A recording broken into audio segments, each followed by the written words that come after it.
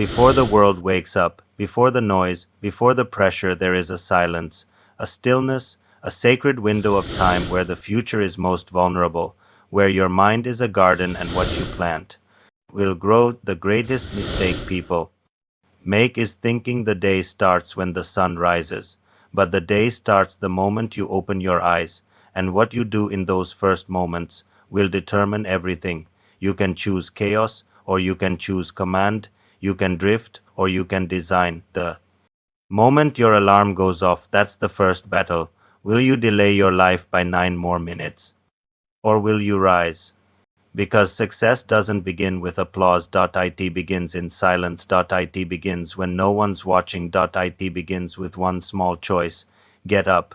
There is a version of you that doesn't check their phone first, a version that doesn't look for validation, likes, noise. There is a version that steps into the cold, still darkness and meets destiny head on. This is the hour where champions are made, not because they have more time, but because they honor time, they honor energy, they honor focus. They wake up not to chase the world but to create it. Abraham Lincoln used mornings to read and reflect. Before the White House, before the weight of war, he shaped his wisdom in solitude. Benjamin Franklin mapped out his hours before the rest of the world yawned. He asked himself one question every dawn: what good shall I do this day?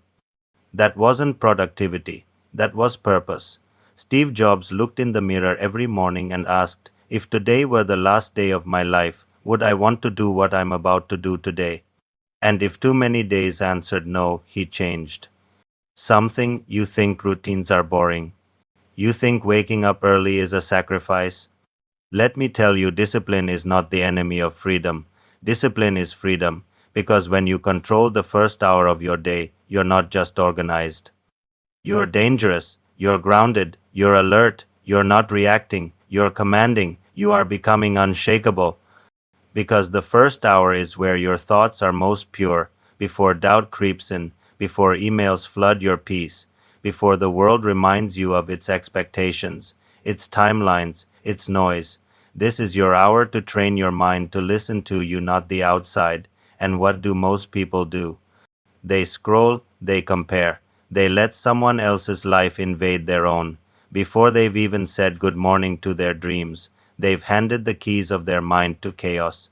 But not you, not anymore. You're here because something in you knows you were meant for more than mediocrity, and mediocrity lives in the snooze button. In the skipped workout. In the I'll do it later.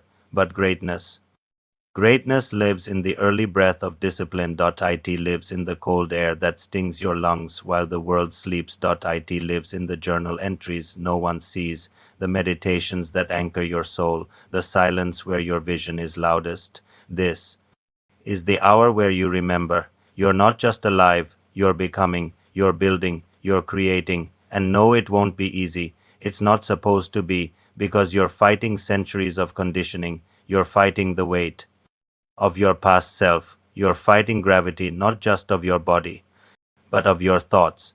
But every time you rise when it's hard, you reinforce the identity of someone who follows through.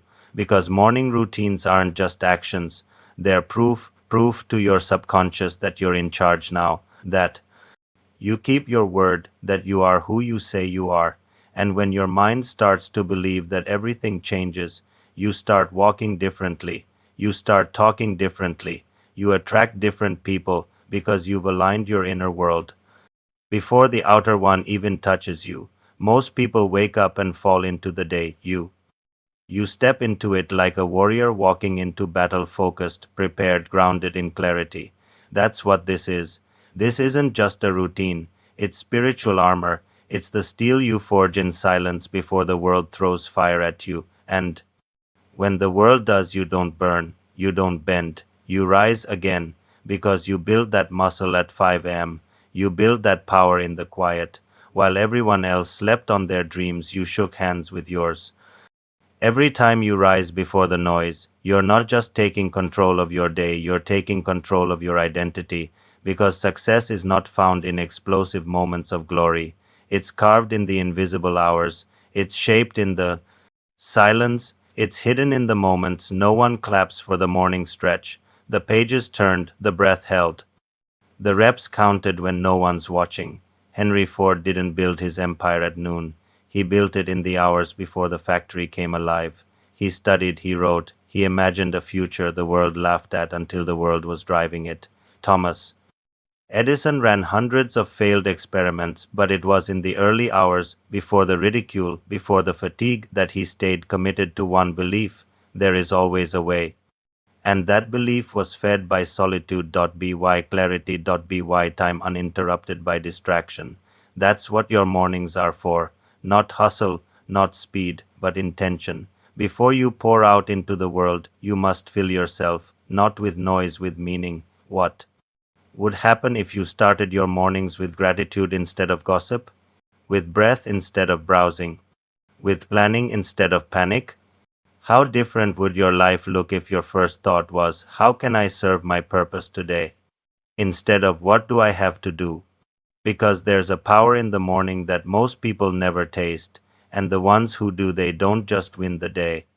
They own their lives, they walk into meetings different, they handle setbacks different, they create not from desperation but from design.